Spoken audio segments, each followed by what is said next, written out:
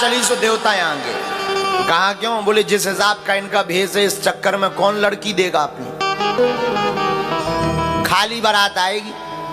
एक काम करो, आगे जाकर के हम लोग रसगुल्ला खा लेंगे, बाद में जो होगा देखा जाएगा। बारात पहले ही पहुंच गई। भोले बाबा ने देखो, बोले दूल्हा भर हम भर बचे, बारात कहाँ है? नंदी बोले सरकार बारात कौन रोका पाऊं, ने आपके सामने कोई टिक पाता है? मैं तो गई, अपनी बारात बुलाओ। को मुखहीन विपुल मुख काहू, बिनु पद कर को बहुपद बाहू, विपुल नयन को नयन विहीना, रिष्ट पुष्टि को अति तन खीना। अब भोले बाबा ने अपनी बारात बुलाई। अच्छा, भोले बाबा की अपनी बारात क्या है? भूत, प्रेत, पिशाच, चुड़ैल, बेरवासन, जिंद, बीताल, पूरे विश्व भर के भूत जुड़ गए। भारत के भूत परदनियां पहन कर गए, धोती, जैसे परदनी कहते हैं, धोती पहन कर। अमेरिका के भूत टाई लगा कर गए। चाइना के भूत भी हल्की हल्की आंखों वाले, चिंग चंग चंग चंग चंग चंग, वो भी आए। अब वो तो अब पूरी दुनिया भर के सब जगह के गए होंगे, इसमें कोई बड़ी बात थोड़ी है। अब आप विचार करो, जब विश्व भर के भूत गए तो चाइना के क्यों नहीं? वेस्ट इंडीज के काले काले भूत गए, काले काले। इंग्लैंड के भी गए गोरे।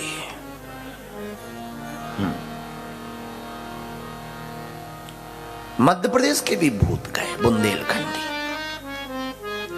गुजरात के भी कैम छो सूछे थारो, ये भी फाफड़ा ढोकला मारे, ये भी आए। वो तो सब जगह के गए होंगे, गए। लेकिन रामायण में वर्णन आया है, रामचरितमानस में आप जब पढ़ेंगे 92 नंबर दोहा के बाद में 7वें नंबर की चौपाई, को मुखहीन, भूत भी ऐसे किसी के मुख है ही नहीं है, मुख ही नहीं है, प्लेन एकदम, रोड सोडल, एयरपोर्ट बना हो जैसे, मुख है ही नहीं है। को मुखहीन विपुल मुख काहू, एक भूत के मुख है ही नहीं, लेकिन दूसरों वालों गजब को 4 मुख, पूरब में, पश्चिम में, उत्तर में, दक्षिण में। टेंशन है पत्तलवारे यहां कि कौन सी दिशा में थाली परसी है। तो कौ मुखहीन विपुल मुख काहू, बिनु पद कर को बहुपद बाहू। तीसरा भूत गजब का, पैर है ही नहीं है, हाथ भी नहीं है, ड्राम जैसो लुढ़कर चलो आ रहा हूं, फुटबॉल बनो मारो। एक तो और गजब को, एक के तो पैर ही पैर, पेट से भी पैर निकले। अद्भुत बारात, दिव्य बारात चली, नगर में हल्ला हुआ। पार्वती की माता ने जब दूल्हा का रूप देखा तो चिंतित हो गई, मन में सोचने लगी, हे भगवान, न जाने हमारी बिटिया ने ऐसा कौन सा पाप किया जिसका परिणाम ये है, ऐसा वर मिला। मैं ना हृदय भयं दुख भारी, पार्वती की मां का नाम मैना है। हृदय में बड़ा दुख होगा, ऐसा वर मिला, विचित्र वर। लीन है बोली गिरी से कुमारी, बुलाया पार्वती को, आओ बैठो। नारद जी ने समझाया, मन ही मन गाली देती नारद जी को मैना, पार्वती की नारद कर में काहे बिगाड़ा।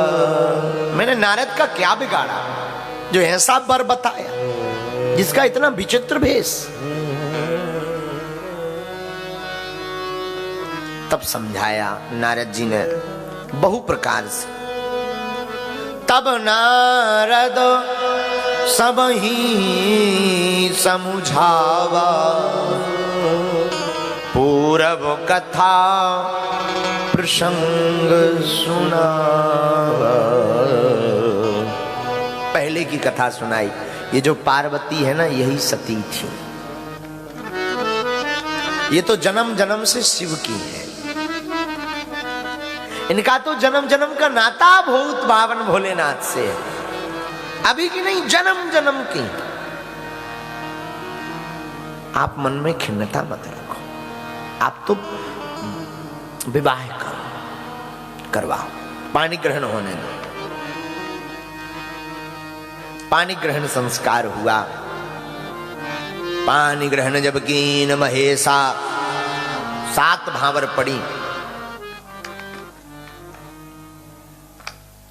विदा का समय आया तो पार्वती को अपनी गोद में बैठाया। संसार का कितना भी निष्ठुर और कठोर पिता हो, कितना भी कठोर हृदय का, कभी ना रोया हो अपनी जिंदगी में, पर अपनी बिटिया की विदाई में रो ही पड़ता है। कितना भी कठोर आदमी हो, बिटिया की विदा में उसकी आंखें भर आती। बिटिया धन ही ऐसा है जो पढ़ाई के लिए।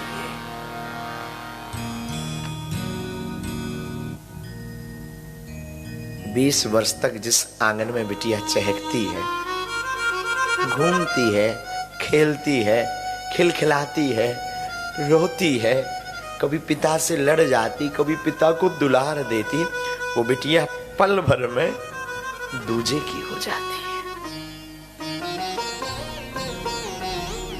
और कितना बड़ा दिल होता उस माँ बाप का, वो विदा कर देते हैं। सच बतावे, वो भाग्यशाली होते हैं जिनके घर पर बिटिया होती है।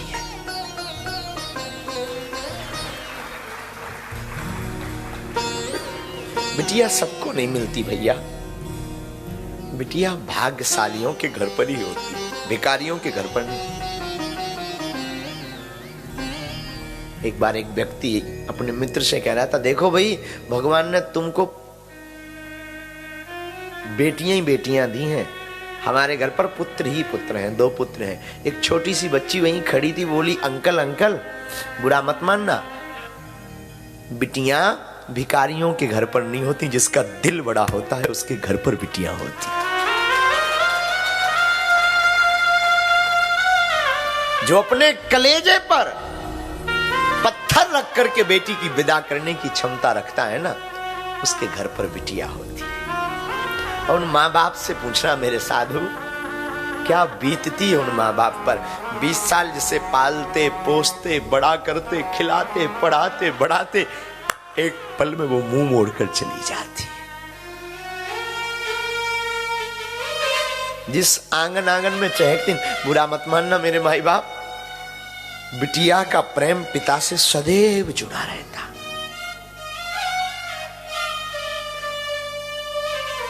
पुत्र तो एक घर का उद्धारक होता है, बेटियां 2 कुलों की उद्धारक होती है। पिता के घर को भी तो पति के घर को भी।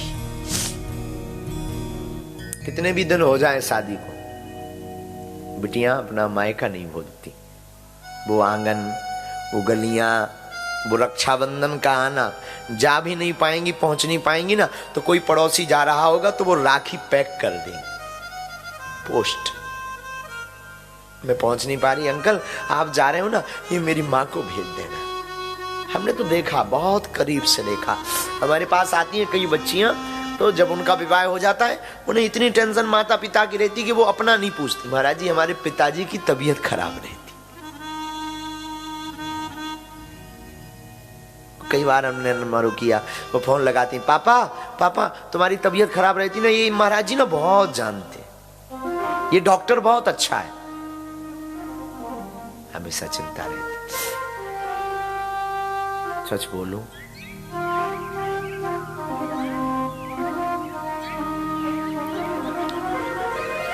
बिटियां भगवान का दिया हुआ वरदान है। बेटियां दो कुलों की उद्धारक है। आप अपनी बेटी को तुम पढ़ा पाओ, बढ़ा पाओ, ना पढ़ा पाओ, पर मैं आज की कथा में निवेदन करूं, अपनी बेटी को ऐसे संस्कार जरूर देना कि वो जहां भी जाए ना तो तुम्हारा भी नाम रोशन करे।